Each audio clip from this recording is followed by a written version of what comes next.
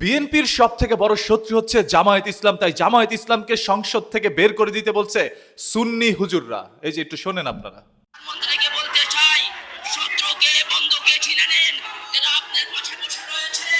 জামাত ইসলাম ওরাই আপনার শত্রু।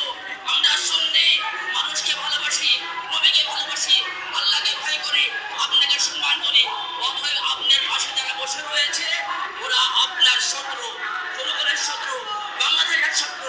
ওদের থেকে বাঁচুন। সুন্নিদেরকে আপনার বন্ধু বানিয়ে নিন। সারা জীবন প্রধানমন্ত্রী থাকতে পারবেন।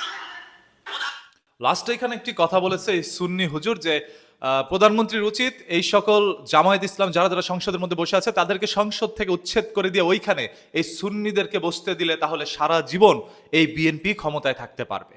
এই প্রস্তাব তারা আওয়ামী লীগ আমলেও দিয়েছে, এই প্রস্তাব তারা বিএনপিকেও দিচ্ছে। মানে সুন্নিদেরকে নিতে পারলে মনে করবেন বিএনপি আজীবন টিকে থাকবে। এইখানে কথাটা তিনি যেটা বোঝাতে চেয়েছেন সেটা আপনারা বুঝে গিয়েছেন। তারা নিজেরা ক্ষমতায় আসতে চায়। জামায়াত ইসলামকে কেন ক্ষমতায় নিয়ে আসছে? আচ্ছা, ভোটে তো নির্বাচনে আপনারাও দাঁড়িয়েছিলেন, জনগণ আপনাদেরকে ভোটের মাধ্যমে লজ্জা প্রদান করেছে, আপনারা কেউ ক্ষমতায় আসতে পারেন নাই। ভোটের মাধ্যমে আপনাদেরকে ছুঁড়ে ফেলে দিছে এই সমাজ থেকে। তারপরেও এখন আবার আপনারা মাথাচাড়া দিয়ে উঠছেন। দেখেন, ইসলামের শত্রু ইসলাম, সেটা হয়তোবা আপনারা অনেক আগেই শুনেছেন, তবে এখন আপনারা সেটা দেখতে পাচ্ছেন। একজন হুজুর হয়ে আরেকজন হুজুরের বিরুদ্ধে কিভাবে কথা বলছে এবং বিএনপিকে অনুরোধ করছে যে এই সকল জামায়াত ইসলাম যারা যারা করে তাদেরকে সংসদ থেকে বের করে দেন। এদেরকে কেন আপনারা সংসদের মধ্যে বসতে দিচ্ছেন?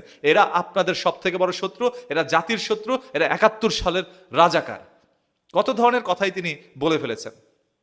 আজ একজন আলেম মাওলানা একজন হুজুর হয়ে যখন আরেকজন হুজুরের বিরুদ্ধে কথা বলবে তখন সাধারণ জনগণ ভেবে নিবে, হ্যাঁ, যেহেতু হুজুর বলছে সেহেতু ঠিকই বলছে। হুজুররা তো হুজুরদের বিরুদ্ধে মিথ্যা কথা বলতে পারে না।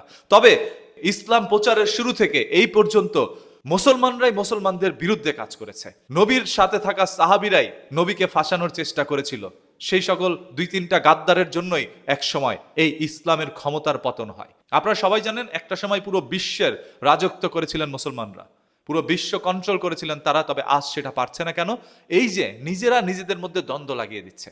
যেখানে বিএনপি বলছে আমরা গণতন্ত্র চাই, গণতন্ত্রের জন্যই বিএনপি কিন্তু সকল দলকে নির্বাচনে আসার জন্য সুযোগ সুবিধা করে দিয়েছে। আর সেইখানে আপনি কিভাবে বললেন যে জামায়াত ইসলামকে আপনার ওই সংসদ থেকে সরিয়ে দেন, ওইখানে আমাদেরকে নেন? মানে আপনি বলতে পারতেন যে তারা ভালো না, তাদেরকে সরায় দেন, কিন্তু আপনি এটা বলতে পারেন না যে তাদেরকে সরায় ক্ষমতা আমাদের হাতে দেন। আপনাদের হাতে ক্ষমতা দিলে আপনারা কি করবেন? জনগণই আপনাকে ভোট দিয়ে নির্বাচিত করে নাই, তাহলে আপনি বিএনপির কাছে ক্ষমতা চান কেমনে? মানে বিএনপি কি আপনাদেরকে ক্ষমতা দেওয়ার কোনো অধিকার রাখে?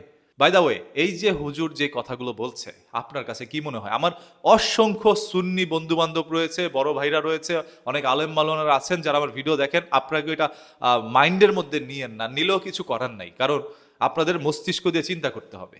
আজ যদি সুন্নি ওহাবি এর মধ্যে এই যে ভেদাভেদ না থাকতো, মুসলমানদের মধ্যে এত শিকড় আগাছা না থাকতো, তাহলে দেখতেন কি আমরা এখন পর্যন্ত এই বিশ্ব চালাতে পারতাম। আপনারাই বলেন এই দেশের মধ্যে ইসলামিক শরিয়া শাসন কায়েম করতে, আবার আপনারাই বলছেন জামায়াত ইসলামকে দরকার নাই, সুন্নিকে দরকার। এই দেশের জনগণই হচ্ছে সব থেকে বড় বিভ্রান্তিকারী। এরাই মানুষের মাঝখানে বিভ্রান্ত ছড়িয়ে দিচ্ছে। বিএনপি আসছে ক্ষমতায় এই মাত্র কয়দিন হয়েছে, এখনই আপনারা বলতেছেন বিএনপিকে নামায় দিব, আমরা ক্ষমতায় আসবো। ভাই, আপনারা ক্ষমতায় এসে কি আপনারা ভালো কিছু করতে পারবেন?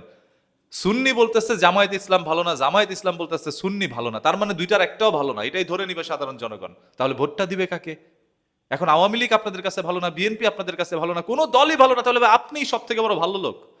আপনি যদি ভালো হয়ে থাকেন তাহলে এই দুনিয়ার মধ্যে আপনার ক্ষমতার দরকার নেই, আপনি তো জান্নাতে চলে যাবেন এমনিতেই। মৃত্যুর পরে সকল মজা নিয়েন, এখন মজা না নিলেও তো চলবে, তাই না? সো জনগণকে আর কতদিন পর্যন্ত এই সকল আলেম মাওলানারা ধোঁকা দিয়ে যাবে আল্লাহ তাআলাই ভালো জানেন।